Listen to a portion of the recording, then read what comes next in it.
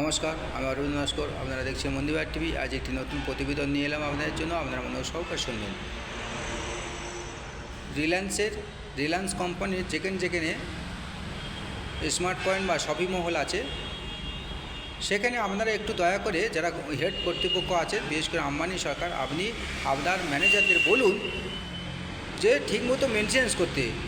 কারণ 10 টাকার চেঞ্জ দেয় না বা খুচরো দেয় না, 100 টাকারও খুচরো দেয় না, কাস্টমারদের সঙ্গে ব্যবহার খারাপ করে, তারা সবসময় ফোনে বিজি থাকে। এই জন্য আপনাদের যত স্মার্ট পয়েন্ট সব বন্ধ হয়ে যাচ্ছে, লস হচ্ছে।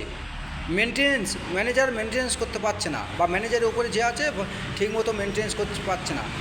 সব স্টাফেরা মনে করে আমরা সরকারি চাকরি করছি, কিনতে হয় কেন, না হলে চলে যাও, আমরা তো মাস গেলে মাইনে পাচ্ছি। তাই তারা কোনো গুরুত্ব দিচ্ছে না, সকাল থেকে সন্ধ্যা পর্যন্ত ফোনে বিজি থাকছে। এটাও ঘুরতে যাচ্ছে, ওটাই ঘুরতে যাচ্ছে, হোটেলে খেতে যাচ্ছে, ওখানে খেতে যাচ্ছে। ঠিকমতো তারা ডিউটি করছে না, নিজেদের দায়িত্ব পালন করছে না। তাই জন্য আপনাদের এই যে স্মার্ট পয়েন্টগুলো বা শপিং মহলগুলো সব বন্ধ হয়ে যাচ্ছে, লস হচ্ছে। কারণ যদি ঠিকমতো ম্যানেজার কন্ট্রোল করে, তাহলে এই লসগুলো হবে না। এবং আরেকটি কি হচ্ছে, আপনাদের স্টাফেরা চুরি করছে। কিভাবে চুরি করছে? ধরে নিন 20টি মাল নিল বা আইটেম নিল, 10টি বিল বানালো, 10টি বিল বানালো না। তারা কি করলো, নিজেরা কিনছে না, অন্য বন্ধুবান্ধব নিয়ে এলো, তার বলে দিল এইভাবে যে 20-20টি আইটেম নেবে, 10টি বিল করবে, 10টি বিল করবে না, আমি আছি। এইভাবে তারা স্টাফেরা চুরি করছে। এই স্টাফেরা যদি চুরি করে, তাহলে আপনার উন্নতি কী করে হবে?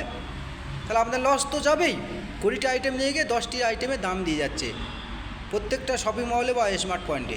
তাই আম্বানি সরকারকে বলবো, আপনারা একটু নজর দেন। নইলে যতই নিজের স্টাফেরা যদি সংসারে চুরি করে, নিজের সংসারের লোক, তাহলে সংসারের উন্নতি কী করে হবে? সেরকম দোকানে যদি বা শপিং মলের স্টাফেরা যদি চুরি করে, তাহলে শপিং মলে উন্নতি হবে কী করে?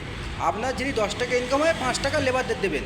তাহলে আপনার যদি না ইনকাম হয়, তাহলে আপনি লেবারদের কী করে দেবেন? লেবাররা ভাবছে না যে মালিক আমাদের দেবে, আমাদের থেকে করে নেবে। মালিকের যদি 10 টাকা হয়, তবে 5 টাকা আমাদের দেবে। আমাদের এই যে হাজার হাজার লেবার করে খাচ্ছিল, আপনাদের স্মার্ট পয়েন্ট বা শপিং মলগুলো সব বন্ধ হয়ে গেল, তাহলে হাজার হাজার বেকার সমস্যা বেড়ে গেল। তারা তো করে খাচ্ছিল, সেইটা চিন্তা ভাবনা করছে না। তারা কি করছে, আসছে সকালে, শুধু ফোনে বিজি থাকছে। কাস্টমাররা আসছে, ওয়েট করে দাঁড়িয়ে আছে, জিনিসপত্র নিয়ে দাঁড়িয়ে আছে, কেউ ওজন করার লোক নেই, ডেকে ডেকে জোর করে ওজন করাতে হচ্ছে। এমন কাস্টমারদের সঙ্গে খারাপ ব্যবহার করছে। তাতে নিতে হয় নাও, না হলে যাও, দাঁড়িয়ে থাকো, আমরা যখন ইচ্ছা হবে তখন ওয়েট করবো, নইলে চলে যাও এখান থেকে, অন্য জায়গায় যাও, কেটে পড়ো এখান থেকে। এমনকি 10 টাকা 5 টাকার পর্যন্ত খুচরো দেবে না, 100 টাকার খুচরো দেবে না, যে খুচরো নিয়ে এসো, নইলে দেবো, নইলে চলে যাও। এমনকি কেউ যদি 5,000 টাকার মাল নেয়, 10,000 টাকার মাল, তার সঙ্গেও খারাপ ব্যবহার করে। এরা তাড়াতাড়ি কাস্টমার ছাড়তে চায় না, নিজেদের ফোনে বিজি থাকে সব সময়। এবং কাস্টমাররা যেন জোর করে কিনে নিতে হবে, তাদের যেন দায় পড়েছে। এখন কম্পিটিশন মার্কেট, বহু দোকান আছে, তারা যেখানে সেখানে কিনে নিতে পারবে। তাই রিলায়েন্সের মালিককে বলবো, আপনারা একটু নজর দেন, নইলে আপনারা লস খাবেন এবং লস হয়ে যাবে। আমরা যতই কোম্পানি খুলুন বা স্মার্ট পয়েন্ট খুলুন, কোনো দিন লাভ হবে না।